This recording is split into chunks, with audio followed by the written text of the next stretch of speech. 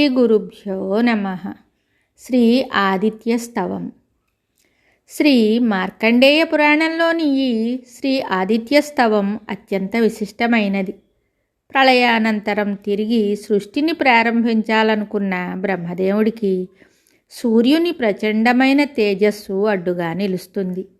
ఆ వేడిని భరించలేక సృష్టి కార్యానికి అనుకూలంగా తన తేజస్సును తగ్గించుకోమని బ్రహ్మదేవుడు సూర్యుని ప్రార్థిస్తాడు. ఈ స్తోత్రం చదవటం వల్ల ఫలితం కార్యసిద్ధి, తేజస్సు, ఆరోగ్యం. బ్రహ్మోవాచ నమస్యేయన్మయం సర్వమేతత్సర్వమయశ్చయః విశ్వమూర్తి పరం జ్యోతిర్యత్తధ్యాయంతి యోగినః యరుంమయో యో యజుషాం నిధానం సామ్నాం చ యో యోనిరచింత్య శక్తిః త్రయీమయః స్థూలతయార్ధమాత్రా పరస్వరూపో గుణపారయోగ్యః త్వాం సర్వహేతుం పరమం చ వేద్య మాద్యం పరం జ్యోతిరవేద్య రూపం స్థూలం చ దేవాత్మతయా నమస్యే భాస్వంతమాద్యం పరమం పరేభ్యః. సృష్టిం కరోమి యదహం తవ శక్తిరాద్యా తత్ప్రేరితో జలమహీపవనాగ్నిరూపాం తద్దేవతాదివిషయాం ప్రణవాద్యశేషాం నాత్మేశ్చయా స్థితిలయావపి తద్వదేవ. వహ్నిస్త్వమేవ జలశోషణతః పృథివ్యాః సృష్టిం కరోషి జగతాం చ తదాద్యపాకం వ్యాపీ త్వమేవ భగవన్ గగనస్వరూపం త్వం పంచధా జగదిదం పరిపాసి విశ్వం.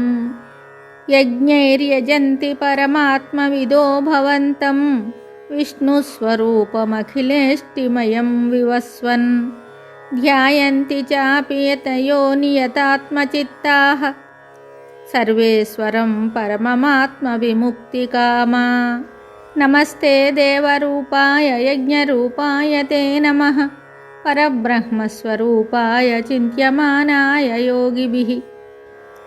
ఉపసంహర తేజో యత్తేజసః సంహతిస్తవ సృష్టేర్విధాతాయ విభో సృష్టౌ చాహం సముద్యతః.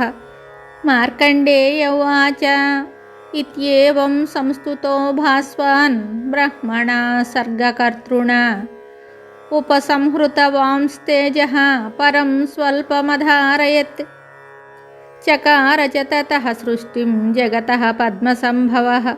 తథా తేషు మహాభాగః పూర్వకల్పాంతరేషు వై దేవాసురాదీన్మర్త్యాశ్చ పశ్వాదీన్ వృక్షవీరుదః ససర్జ పూర్వవద్బ్రహ్మా నరకాంశ్చ మహామునే.